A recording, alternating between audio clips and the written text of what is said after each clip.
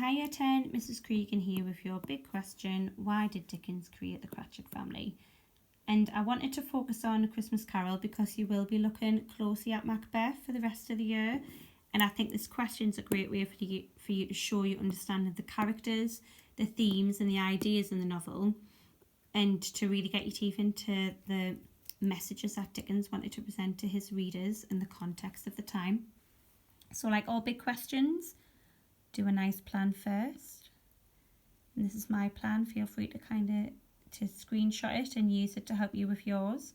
And I'll just go through it as quickly as I can and talk about the main points that I would include. So the Cratchit family. Now, Dickens uses the Cratchit family to highlight the issues in society at the time. And one of the main issues was to do with poverty. And Dickens wanted to challenge the beliefs about lower classes. And people like Malthus were preaching that the lower classes were lazy and that if you supported them financially, you were feeding their laziness.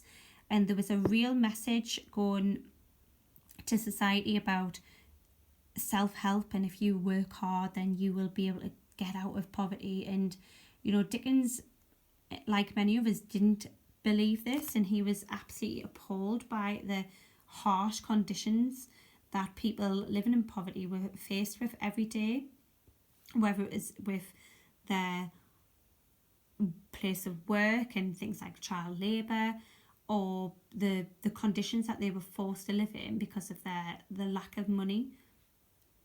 And he uses the Cratchit family to put a face to the poor population as a microcosm to represent the poor and the needy and evoke that sympathy from his readers.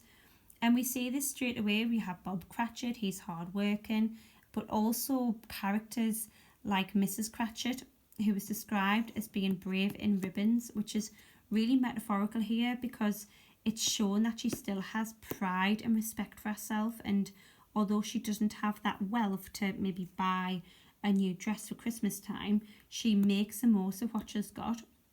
And Dickens is using her and the Cratchit family to show that people who were living in poverty were not, lazy. They didn't lack morals. They were not living in filth. A lot of them were hardworking, good Christian people who were making the most out of what they had.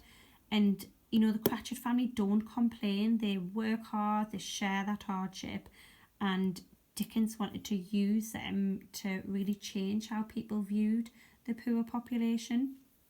And also Tiny Tim, a really important character in presenting Dickens' message about children. He saw children as being the real victims of deprivation and poverty. And Tiny Tim not only lives within a family who don't have, much income, he also has a disability. And Charles Dickens' nephew had a disability and he unfortunately died, and many people believe he was the inspiration for Tiny Tim.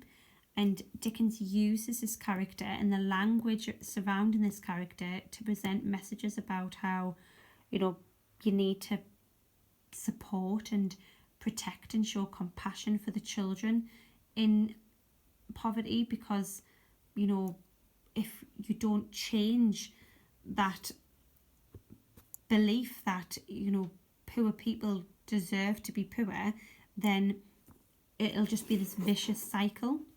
So Tiny Tim is described as being as good as gold.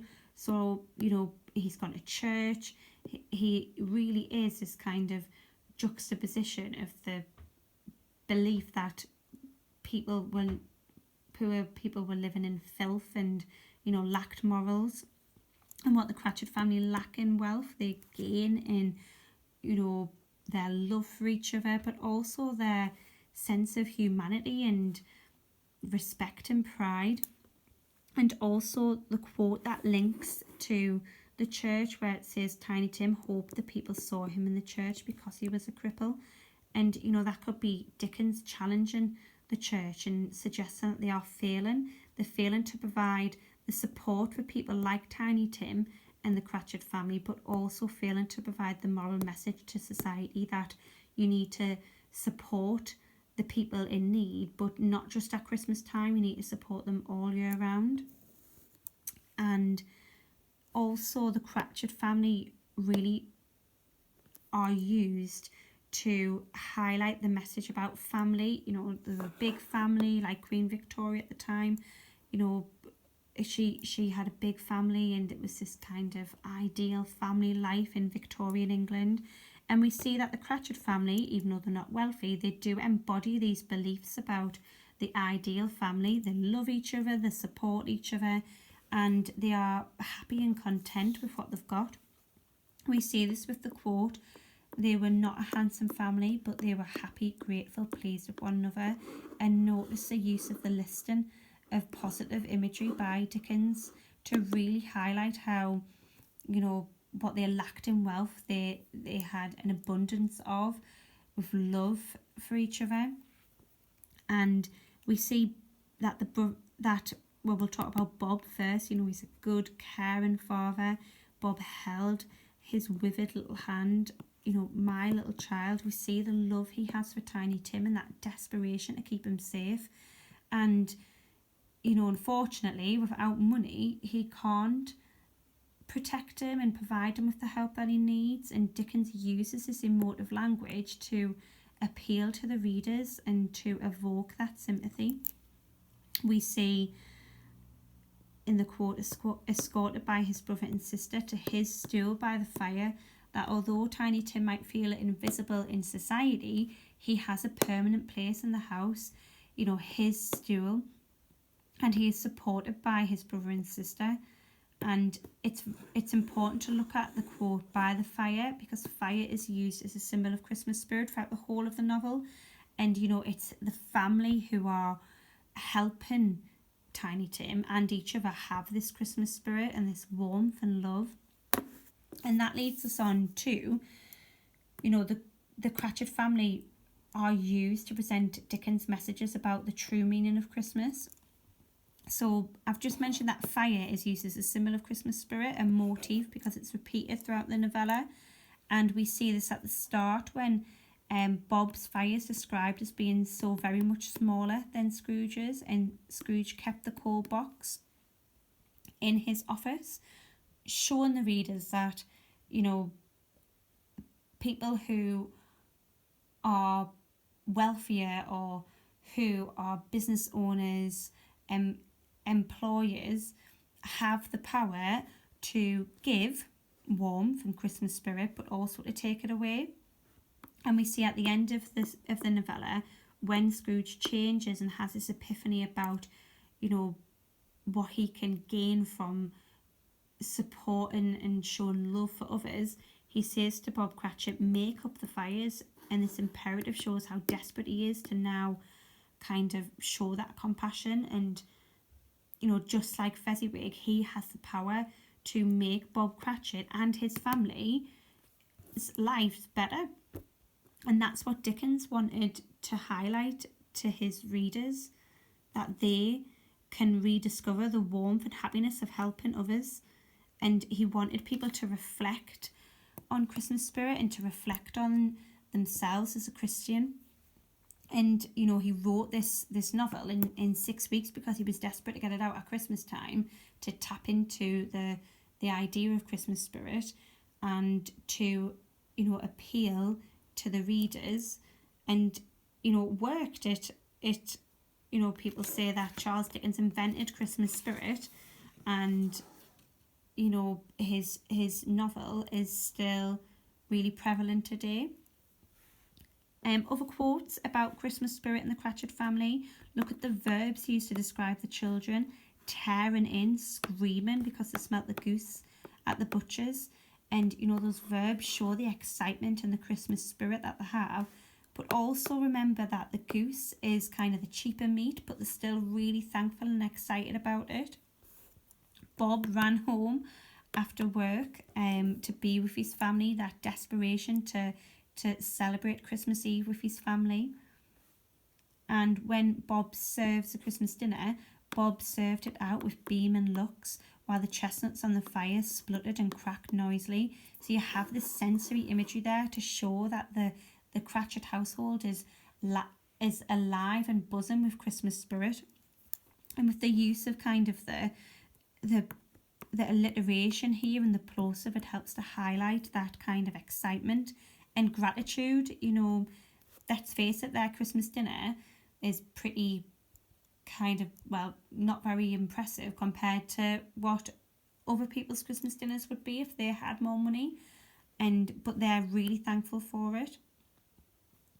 I put here too perfect. You know, there's the argument that, are the Cratchit family believable? Did Dickens present them as being too perfect? But you know, that's something that you can argue about if you want to in your essay.